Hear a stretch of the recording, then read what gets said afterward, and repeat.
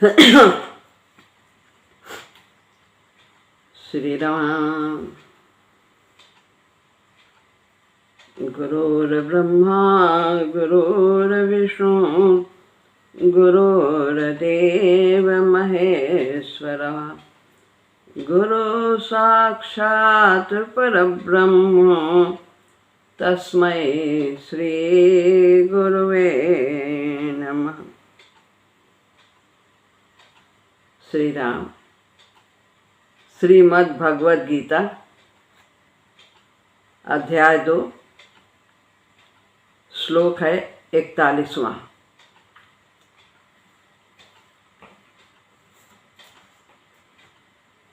व्यवसायात्मिका बुद्धिः एकेह कुरु नन्दन बहुशाखाह्यनन्ताश्च बुद्धयो व्यवसायिनाम्। यहाँ पर पूर्वार्ध में ऊपर की पंक्ति में बुद्धि यहाँ पर 8 होता है, उसके पश्चात रा है, तो रा पूरा अक्षर है तो रा का बन जाएगा विसर्ग और शेष मात्रा बचती है वो है एक ही। तो आगे हम एकेह गुरु नंदन यह पढ़ेंगे। इसके पहले श्लोक जो 40वां था उसमें भगवान ने समत्व बुद्धि की महत्ता का वर्णन किया था। अब यहाँ पर उस समबुद्धि के प्राप्ति का साधन बताते हैं कि वो हमें कैसे प्राप्त हो सकती है। समबुद्धि यानी समता की बुद्धि, प्रत्येक परिस्थिति में हम किस प्रकार से सम रहें, स्थिर रहें, शांत रहें, इसके बारे में भगवान यहाँ बताते। कुरु नंदन मतलब अर्जुन के लिए संबोधन है। यह इस समबुद्धि की प्राप्ति के विषय में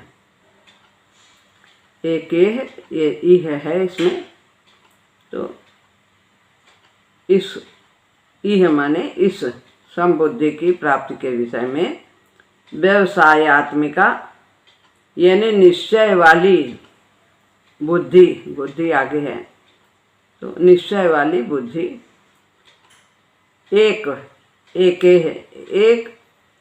ही होती है। अव्यवसायी नाम नीचे है, जिसका एक निश्चय नहीं है, ऐसे मनुष्यों की बुद्धयो में विसर्ग लग जाता है, यो की जो है, तो बुद्धया यानी बुद्धियाँ बहुवचन है बुद्धि का। अनंतः है, अनंतास ही माने निश्चय ही, अनंतास अनंत, चा माने और, नीचे चा है, अनंतास च तो चा माने और, बहुशाखा बहुत शाखाओं वाली ही होती हैं, ही माने ही होती हैं। हे कुरुनंदन, इस समबुद्धि की प्राप्ति के विषय में निश्चय वाली बुद्धि एक ही होती है। जिनका एक निश्चय नहीं है, ऐसे मनुष्यों की बुद्धियां अनंत और बहुशाखा वाली होती हैं, बहुशाखा वाली ही होती हैं। एक निश्चय क्या है? जिसका एक निश्चय है, जिसका एक उद्देश्य है, केवल एक उद्देश्य, क्या कि मनुष्य जीवन की सफलता इसी में है कि परमात्मा की प्राप्ति की जाए और उसके लिए वह प्रयत्नशील रहता है। तो ये एक निश्चय है। काम तो अनेक है, कर्तव्य तो अनेक है, सभी कुछ करना है। भगवान ने हमें यहाँ भेजा है संसार में, लेकिन सब कर मांगे एक फल, राम चरण रति होए। एक ही उद्देश्य है कि किसी भी प्रकार की सेवा की जाए, किसी की भी की जाए, उन सब का एक ही उद्देश्य है, वो है प्रभु की प्रसन्नता को प्राप्त करना, प्रभु को प्राप्त करना। और जिनकी अनेक इच्छाएं होती हैं, अनेक कामनाएं होती हैं, सांसारिक उपलब्धियों की तरह तरह की उनकी चाह होती है, उनको पाना चाहते हैं, तो जीवन पर्यंत उनकी बुद्धि अनेक निश्चयों पर चलती रहती है। अब फिर ये पाना है, फिर उसके बाद पुत्र पाना है, उसके बाद धन पाना, उसके बाद उसकी सुखी चाहना है, उसका दुख दूर हो जाए, उसको पैसा मिल जाए, कि नौकरी लग जाए, कितने तरह के हमें मान मिले, सम्मान मिले। तो यह अनिश्चय वाली बुद्धि होती है, और उनको प्राप्त करने के तरह तरह के विधि विधान भी होते हैं उन उद्देश्य को पूरा करने के लिए, सांसारिक उद्देश्यों को। बहुशाखा, इसी का मतलब है बहुशाखा वाली। अब हम व्याख्या पढ़ते हैं। व्यवसायात्मिका बुद्धि एके कुरु नंदना, ये ऊपर की पंक्ति है। कर्मयोगी जो अपने कर्म को भगवान से जोड़ कर करता है, यानी निष्काम भाव से करता है। भगवान से तो भक्ति योगी जोड़ देता है, लेकिन कर्म योगी निष्काम भाव से करता है। हमारी साधना कर्म योग और भक्ति योग मिश्रित साधना है। कर्तव्य भी करते हैं और भगवान से जोड़ करके करते हैं, प्रभु के शक्ति से करते हैं, प्रभु के लिए करते हैं, प्रभु के द्वारा करते हैं। और कर्मयोग विशुद्ध कर्मयोग है, जिसमें कि केवल निष्काम भाव से ही कर्तव्य को करने से परमात्मा की प्राप्ति हो जाती है। तो यहाँ पर कर्मयोगी साधक का लक्ष्य केवल समता को प्राप्त करना रहता है। स्थित प्रज्ञ से लक्षण हम आगे बताया है कि उनके क्या लक्षण होते हैं, जिनकी बुद्धि स्थिर होती है। तो जो सम होगा उसी की बुद्धि स्थिर होगी। स्थिर दोनों में एक दूसरे के पूरक है। तो जिसको कि समता को प्राप्त करना ही एक उद्देश्य होता है, ऐसा व्यक्ति, वो समता परमात्मा का स्वरूप है, शांति परमात्मा का स्वरूप है, समता का समता, प्रेम, ये सब भगवान के स्वरूप हैं। ज्ञान उस परमात्मा स्वरूप समता प्राप्ति के लिए, उस समता प्राप्त कर ले, नहीं, उस परमात्मा को प्राप्त करने के लिए अंतःकरण में भी समता आवश्यक है। अंतःकरण क्या? मन बुद्धि में समता होनी चाहिए। क्षणे रुष्टे क्षणे तुष्टे ये नहीं होना है। कभी सुखी हो रहे हैं, कभी दुखी हो रहे हैं, ये हलचल नहीं होनी चाहिए। अंदर कुछ अनुकूल मिला तो सुखी हो गए, प्रतिकूल हुआ तो दुखी हो गए, ये समता नहीं है। परिस्थितियां तो आती ही जाती हैं, बदलती रहती हैं, तो हमें उनमें स्थिर रहना है, यही समता है। और समता ही परमात्मा का स्वरूप है। जब समता आ गई तो परमात्मा की प्राप्ति होने में कोई संशय है ही नहीं। अंतःकरण में समता क्यों नहीं आती है? क्योंकि हमें राग है, द्वेष है। जिस चीज़ को हम चाहते हैं, जिस चीज़ से हमें हमारी इंद्रियों को सुख मिलता है, उनसे हमें राग है, वो हम चाहते हैं वैसा ही बना रहे। और जिनसे हमें दुख मिलता है, जिन परिस्थितियों से नहीं अच्छा लगता है, कष्ट होता है, दुख होता है, उन्हें हम नहीं चाहते, ये द्वेष है। लेकिन सब आते हैं। उस राग को हटाने का अथवा परमात्म तत्व को प्राप्त करने का जो एक निश्चय है, उसका नाम है व्यवसायत्मिका बुद्धि, निश्चयात्मिका बुद्धि। एक निश्चय, ये राग द्वेष हटाने के लिए क्या करना है? हमें अपने ध्येय को निश्चित करना है कि हम क्यों आए हैं। सबसे पहला चैप्टर आध्यात्मिक साधन भाग 1 में भगवान ने यही बताया। गुरुदेव भगवान ने उद्देश्य की ही और संकेत किया। हमें सबसे पहले साधना में कदम रखने के पहले हमें यह जानना जरूरी है कि हम साधन क्यों कर रहे हैं, हमें मनुष्य शरीर किस लिए मिला है। तो यह उद्देश्य जब हम जान जाते हैं तो हमारा एक निश्चय हो जाता है कि हम बस केवल भगवान को पाना चाहते हैं। और जब भगवान की प्राप्ति हो गई तो फिर आनंद ही आनंद है, सुख ही सुख है। सांसारिक वस्तुएं तो क्षणिक सुख देती हैं, फिर थोड़ी देर बाद दूसरी कामना आ जाती है, फिर चिंता फिक्र हो जाती। तो परमात्म तत्व को प्राप्त करने का एक दृढ़ निश्चय ही व्यवसायत्मिका बुद्धि कही जाती है। व्यवसायत्मिका बुद्धि एक क्यों होती है, प्रश्न होता है। क्योंकि इसमें सांसारिक वस्तु पदार्थ आदि की कामना का त्याग होता है, उसकी चाह नहीं होती है। जो स्वाभाविक रूप से यद रक्षा लाभ संतुष्टो द्वंद्वातीतो विमत्सरा समासिद्धावसिद्धो च कृत्वापि न निबध्यते। जो प्राप्त भोगों से संतुष्ट है, जो मिल गया कर्तव्य कर्म करने से जो सहज रूप से प्राप्त है, वही निश्चयात्मिका बुद्धि है। कामना नहीं है, नहीं कि नित्य नई कामना उत्पन्न होती रहती है राग द्वेष के कारण, ऐसा नहीं होता। इसमें सांसारिक वस्तु पदार्थ आदि की कामना का त्याग होता है। यह त्याग एक ही होता है, चाहे धन की कामना का त्याग करें, चाहे मान बढ़ाई की कामना का त्याग करें, परंतु ग्रहण करने में अनेक चीजें होती हैं। क्योंकि एक एक चीज अनेक तरह की होती है। हम जैसे मिठाई अनेक तरह की होती है, इसको पसंद करते हैं, इसी तरह से उसके कितने मिठाई के कितने नाम होते हैं।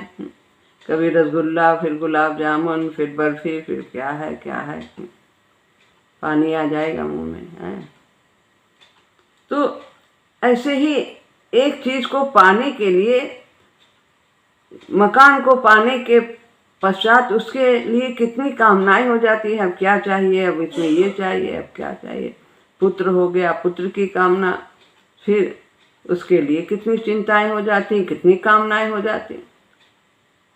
तो एक कामना के साथ अनेक कामनाएं जुड़ी रहती। तो कामना एक पूरी होने से समाप्त नहीं हो जाती, फिर उसके साथ अनेक तरह की कामनाएं होती हैं और ये अनंत होती हैं, जीवन पर्यंत रहती है। तो इसलिए कामना ही हमारे लिए बाधक है।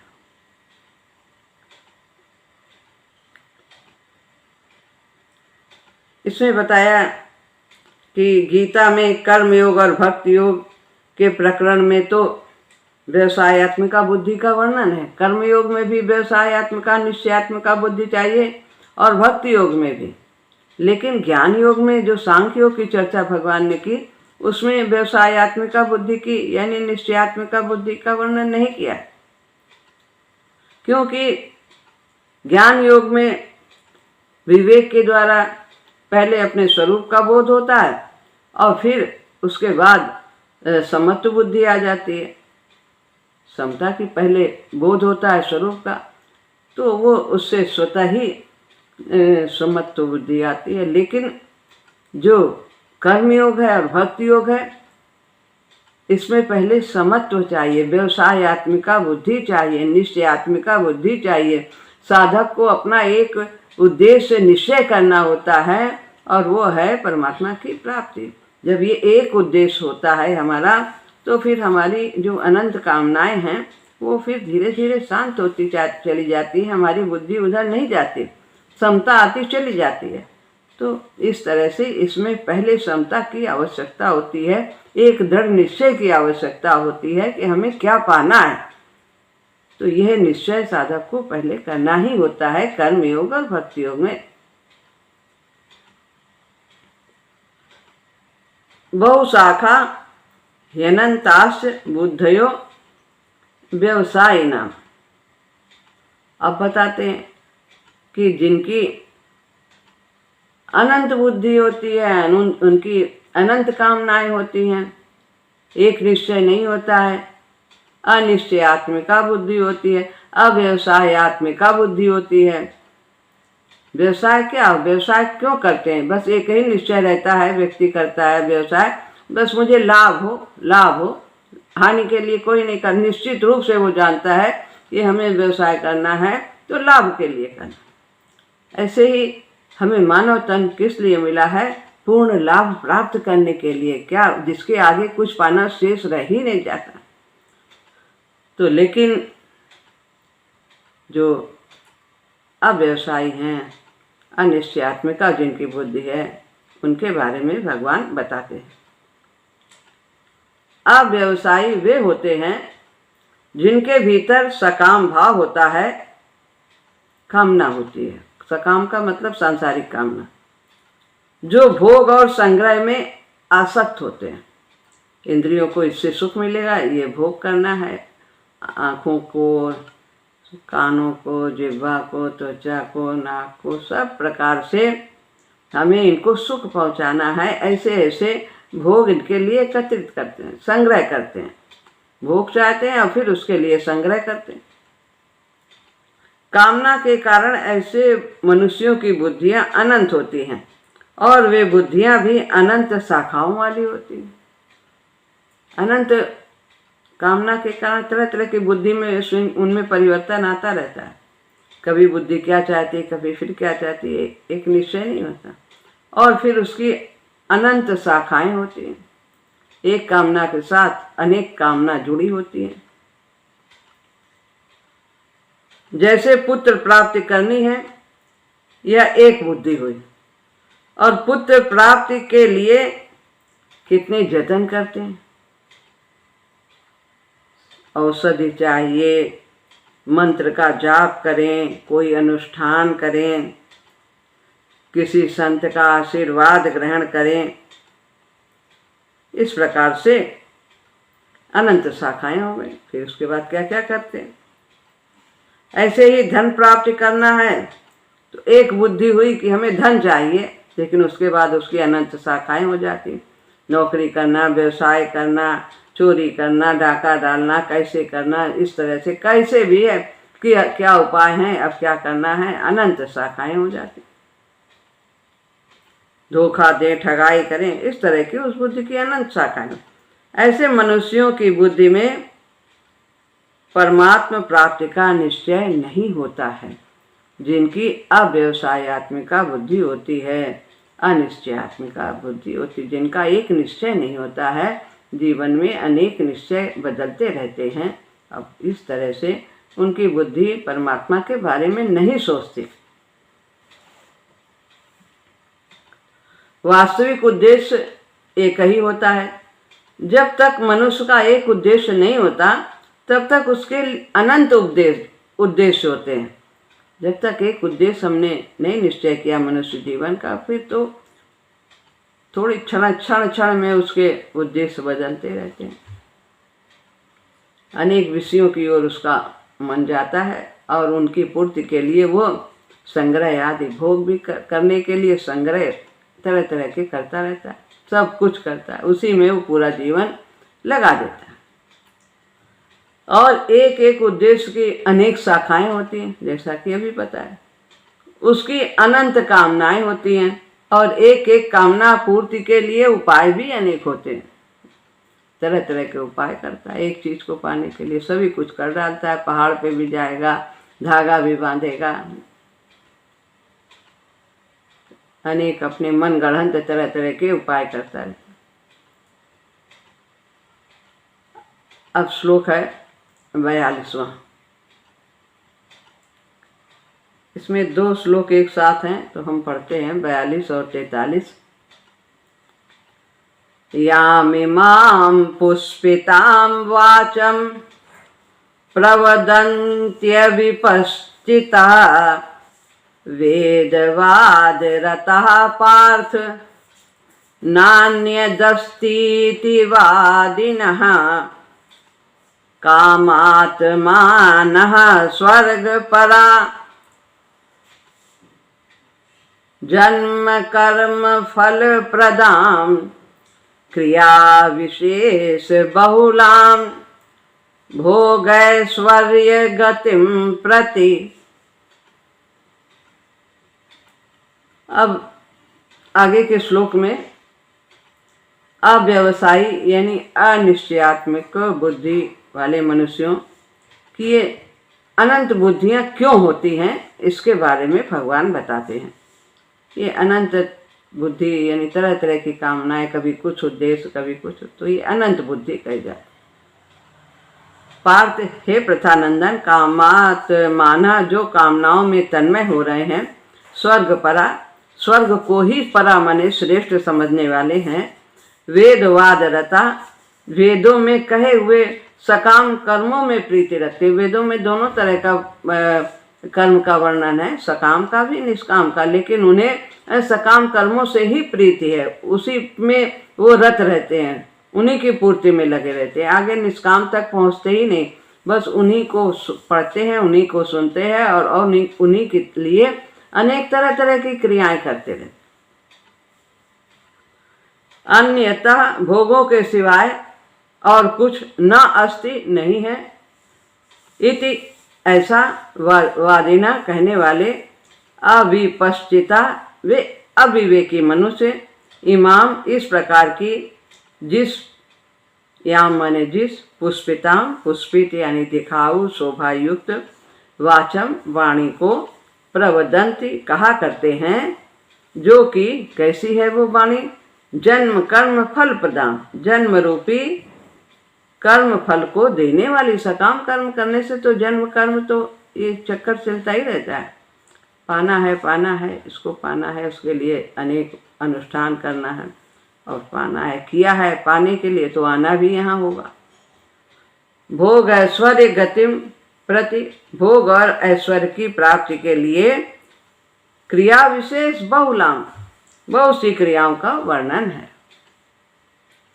हे प्रथानंदन, जो कामनाओं में तन्मय हो रहे हैं, स्वर्ग को ही श्रेष्ठ मानने वाले हैं, वेदों में कहे हुए सकाम कर्मों में प्रीति रखने वाले हैं, भोगों के सिवाय और कुछ है ही नहीं, ऐसा कहने वाले हैं, वे ऐसे अविवेकी मनुष्य इस प्रकार की जिस पुष्पित ये करो तो ये मिल जाएगा, स्वर्ग मिल जाएगा, बहुत कुछ मिल जाएगा, राज मिल जाएगा, ये सब पुष्पित है, फलित वाली बात नहीं, पुष्पित वाली बात। पुष्पित में पुष्प के पश्चात फल होता है। पुष्प क्यों होता है, पुष्प का महत्व क्यों है, उसके पश्चात पुष्प आता है, उसमें फल लगते हैं, तो वो फल की ओर ध्यान नहीं देते हैं, केवल पुष्प तक ही दिखाओ इसी में वे लगे रहते हैं। पुष्पित दिखाओ शोभा युक्त वाणी को कहा करते हैं, जो कि जन्म रूपी कर्म फल को देने वाली तथा भोग ऐश्वर्य की प्राप्ति के लिए बहुत सी क्रियाओं का वर्णन करने वाली। अब कामात माना का अर्थ देखते हैं। वे कामनाओं में इतने रचे पचे होते हैं कि कामना ही उनका स्वरूप हो जाता है, जिसकी जैसी श्रद्धा होती है उसका वैसा स्वरूप ही हो जाता है। भगवान ने आगे बताया 17वें अध्याय कि वे कामना रूप ही बन जाते हैं, उनको अपने में और कामना में भिन्नता प्रतीत ही नहीं होती। उनका तो यही भाव होता है कि कामना के बिना आदमी जी सकता ही नहीं, कामना के बिना कोई काम हो सकता ही नहीं।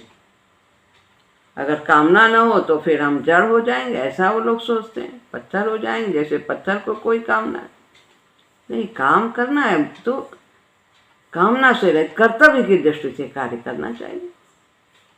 जितना विवेक है, जिसके अनुसार हम सोच सकते हैं, उसी के अनुसार हमारा कर्तव्य हमें विचार करना और हमें करना चाहिए। ऐसे भाव वाले पुरुष कामात मानव कहे जाते हैं। स्वयं तो नित्य निरंतर ज्यों का त्यों रहता है, यानी जीव में तो कोई फर्क नहीं होता। जीव तो स्वयं का मतलब जीव के लिए है, वो तो एक रस रहता है, उसमें कभी भी घटबढ़ नहीं होती, पर कामना आती जाती रहती है और घटती बढ़ती रहती है। जीव एक रस, पर उसने अपना संबंध शरीर से जोड़ लिया है, इसलिए उसके अंदर वो पूर्ण होते हुए भी उसमें कामना के कारण सुखी दुखी घट बढ़ इस प्रकार से वो घटता बढ़ता रहता है। उसके अंदर चिंता हर्ष आदि सब कुछ बदलता रहता है, वो महसूस करता है। स्वयं परमात्मा का अंश है और कामना संसार के अंश को लेकर होती है। परमात्मा को पाना कामना नहीं है। ये अगर हमारे अंदर ये चाह है तो ये इसे कामना नहीं कहते, लेकिन संसार की चाह है तो संसार की चाह को कामना कहते। अतः स्वयं और कामना ये दोनों सर्वथा अलग है। एक परमात्मा से युक्त है और दूसरा संसार से युक्त है। जीव सब परमात्मा से युक्त है, उसका अंश है, और कामना संसार का अंश। परंतु कामना में रचे पचे लोगों को अपने स्वरूप का भान होता ही नहीं कि हम अलग हैं। अब है स्वर्ग परा। स्वर्ग में जो स्वर्ग को ही श्रेष्ठ समझते हैं, स्वर्ग से ऊंचा कुछ है ही नहीं, परा माने श्रेष्ठ, तो वहाँ बहुत अच्छे अच्छे भोग मिलते हैं और इसलिए स्वर्ग ही बहुत श्रेष्ठ है। सुंदरी है, सुरा सुंदरी सभी कुछ वहाँ रहते हैं, सभी कुछ प्राप्त होता है। ऐसा वेदों में सकाम कर्म के बारे में वर्णन है। तो ये तो इसलिए है क्योंकि लोग ये सब अपनी कामनाओं की पूर्ति करके फिर उसके पश्चात मन जब शांत हो जाए तो आगे भक्ति का वर्णन है, उपनिषद है, उनको हमें सुनना चाहिए। लेकिन बस जो इसी में रचे पचे हैं, उनका धंधा इसी में चलता है, तमाम ऐसे हैं यही सब बताते हैं और तरह तरह के अनुष्ठान करते हैं, कराते हैं, तो उनकी जीविका चलती है। इसलिए इसके आगे वे वेदों की आगे की बात कुछ बताते ही नहीं और इसी को करवाते रहते हैं। जाओ और फिर आओ, जाओ आओ, इसी तरह चक्कर चलता रहे। स्वर्ग परा पद से उन मनुष्यों की बात कही है जो वेदों में शास्त्रों में वर्णित स्वर्ग लोक आदि की आस्था रखते हैं। उतना ही वो जानते हैं, उतना ही वो सुनते हैं। वेदवाद रता पार्थ नान्य दस्तीति वादिना। अब इसका बताते हैं। वे वेदों में कहे हुए सकाम कर्मों में प्रीति रखने वाले हैं, निष्काम में नहीं जाते। निष्काम में प्रीति नहीं है, जिसमें सांसारिक पदार्थों की उपलब्धि हो उसी से वो प्रेम करते हैं, वही वो चाहते हैं। अर्थात वेदों का तात्पर्य वे केवल भोग और स्वर्ग की प्राप्ति ही मानते हैं। इसलिए वे वादरता, वेद वादरता, इनमें वेद में सकाम कर्मों में जो वर्णन है उसी में वो प्रीति रखते हैं, रत हैं उसी में। उनकी मान्यता में यहाँ के स्वर्ग और भोग के सिवाय कुछ है ही नहीं। अर्थात उनकी दृष्टि में भोगों के सिवाय परमात्मा, तत्व ज्ञान, मुक्ति, भगवत प्रेम आदि कोई चीज है ही नहीं, ऐसा वे समझते हैं। अतः वे भोगों में ही रचे पचे रहते हैं। भोग भोगना उनका मुख्य उद्देश्य है। यहाँ पर भोग भोगें और जो ऊपर के लोग हैं स्वर्ग आदि, वहाँ पर भी वे यही कामना लेकर के जाना चाहते हैं। यामिमाम पुष्पिताम वाचम प्रवदंत विपश्चिता। जिनमें सत असत, नित्य अनित्य, अविनाशी विनाशी, इन सब का विवेक नहीं है कि सत्य क्या है, क्या असत्य है, क्या नाशवान है, क्या नित्य है, ये कुछ जानते ही नहीं। इसका विवेक नहीं होता। वो सत्य जो है उसको असत्य मानते हैं और जो असत्य संसार है इसी को ही सब कुछ मानते हैं और इसी की प्राप्ति में वो पूरा जीवन लगा देते हैं। ऐसे अविवेकी मनुष्य वेदों की जिस वाणी में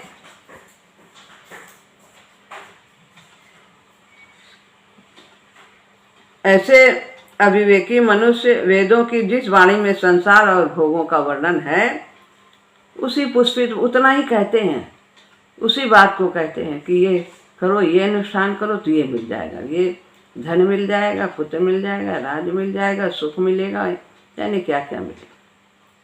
यहाँ पुष्पिताम कहने का तात्पर्य है भोग और ऐश्वर्य की प्राप्ति का वर्णन करने वाली वाणी केवल फूल पत्ती ही है, फल नहीं है। बस वो फूल पे ही रह जाते हैं। फूल पहले लगता है, उसके बाद पेड़ में फल आता है, और फल ही तो सब कुछ होता है। फल की चाहती पेड़ में कैसे, अब फूल ही फूल लग जाए और आम आए ना तो फिर पेड़ उस वृक्ष का क्या लाभ। उसी को तोड़ लिया जाए, फूल ही को पहले तोड़ लिया जाए। तो जिसे पुष्प से तो तृप्ति होती नहीं, तृप्ति किससे होती है? फल से होती है। शांति किससे मिलती है? फल से मिलती है। तो कैसा फल होना चाहिए? जो कभी समाप्त ना हो। भक्ति का फल कभी समाप्त नहीं होता।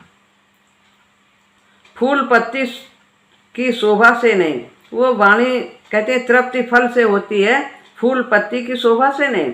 वो वाणी स्थायी फल देने वाली नहीं होती है, हमेशा के लिए नहीं होता। कुछ भी प्राप्त कर लो संसार की चीज़ें, वो तो यहीं छूट जाती, या हम उससे अलग हो जाते, इस योग्य नहीं रहते कि उसको हम भोग लें, या तो वो हमसे अलग हो जाते। तो वाणी का जो फल है, ये स्वर्ग आदि का भोग, वो केवल देखने में ही सुंदर दिखता है, पर उसमें स्थायित्वपना नहीं। जन्म कर्म फल प्रदान, वह पुष्पित वाणी दिखाव होती, तरह तरह के उसमें दिखावापन होता है कि क्या मिल जाएगा, क्या बहुत कुछ मिल जाएगा, देखने में आता है। संसार को पाने में जो है वो देखने में आता है, लेकिन भगवान को पाना है वो देखने में नहीं आता है। वो तो करने पर जो आनंद है उसका अनुभव व्यक्ति स्वयं करता है। तो वह पुष्पित वाणी जन्म कर्म रूपी फल देने वाली है, क्योंकि उसमें सांसारिक भोगों को ही महत्व दिया है। उन भोगों का राग ही आगे जन्म में होने का कारण है। हम ये चाहते हैं, हम क्या चाहते हैं, इसीलिए चाहते हैं, तो उसके लिए संसार में आना होता है। वो पुष्पित अर्थात दिखाऊ शोभा युक्त वाणी भोग और ऐश्वर्य की प्राप्ति के लिए जिन जिन सकाम अनुष्ठानों का वर्णन करती है, उसमें क्रिया विशेष बहुलाम होता है। बहुत तरह की क्रियाएं होती हैं। ये झंडा ले आओ, ये लाल कपड़ा ले आओ, इतना कुआं का पानी ले आओ, और ये लाओ, सोना लाओ, चांदी लाओ, पता नहीं क्या, इतना भोग लाओ, तरह तरह के पता नहीं क्या क्या क्रिया विशेष बहुलाम तरह। अपन भक्ति में क्या है? कुछ नहीं, राम राम राम राम जपो, निष्काम भाव से सेवा करो, भगवान का सुमरन करो, कुछ करना ही नहीं, और माला माल हो जाता है साधन। उनमें क्रियाओं की बहुलता होती है। सकाम कर्मों को करने में अनेक अनुष्ठान होते हैं, अर्थात उन अनुष्ठानों में अनेक तरह की विधियां होती हैं, अनेक मंत्र होते हैं। और मंत्र में अगर कुछ गलती हो गई तो उसका उल्टा फल भी हो जाता है। करने के लिए कुछ करो और हो जाए कुछ। अनेक तरह की क्रियाएं करनी पड़ती हैं, अनेक तरह के पदार्थों की जरूरत पड़ती है, एवं शरीर आदमी परिश्रम भी बहुत लगता है। तो इस प्रकार यहाँ पर ये श्लोक का अर्थ पूरा हुआ। ये जो स्वर्ग आदि के प्रति लोगों का आकर्षण होता है, अनिश्चयात्मिका बुद्धि होती है, जो जन्म कर्म फल प्रदान, जन्म कर्म रूपी फल को देने वाली होती है, पुष्पिताम दिखाऊ होती है, शोभायुक्त होती है। इन सब बातों का सकाम कर्मों के विषय में भगवान ने वर्णन किया है। आगे अभी दूसरा श्लोक हम अगले सत्र में लें। श्री राम।